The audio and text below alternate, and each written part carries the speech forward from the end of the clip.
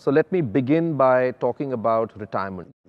While goals can be different for different people, and planners like you keep advising people that focus on your goals and don't mirror somebody else's goals, keep your own goals. But one goal that is common to perhaps everybody is retirement, because we all are going to retire at some point of time.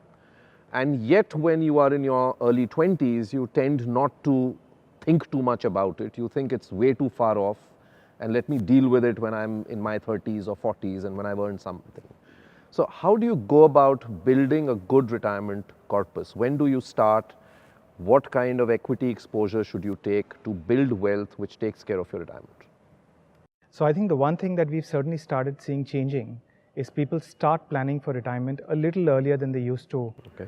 And I think there have been two big drivers for that. One is a lot of people just want to retire earlier. Most young people that we talk to now say that they want to retire at 40, 45, 50 at the most. And we're like, fantastic, great target, great goal. The question is, have you planned enough for it? What we're seeing also happening simultaneously is that careers are also getting shortened. And I think for a lot of people who believe that this is going to be, the whole India demographic dividend story, it's also coming with the fact that we're seeing people being forced out of the workforce anywhere between 45 and 55. And therefore, earlier, you had this huge ability to, work till hopefully 60, 65, and then you popped it at 70 or 75, and you had a very short retirement period. As time has passed, you've obviously got a shorter working period, and then you've got a longer retirement phase. So it's very, very critical that people understand the impact of this, because the numbers, when they compound, can be so significant on expenses that it just takes your mind away from everything else.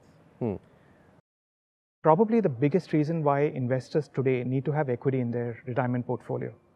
When we were talking to our parents and maybe earlier generations, they would say the moment you retire, all of your money needs to go to very low risk instruments. I want to take zero risk because I have no income.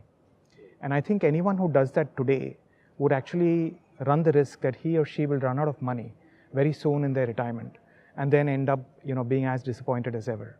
So very, very clearly, equity needs to be there.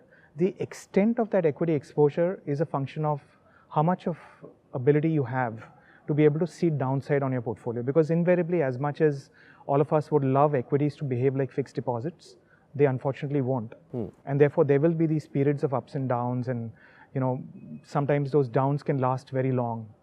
And you need to be able to figure out how much you'll be able to deal with on the downside. But very clearly, at least 20 to 30% for most portfolios will need to go to retirement to have equity exposure with. Mutual fund investments are subject to market risks. Read all scheme-related documents carefully.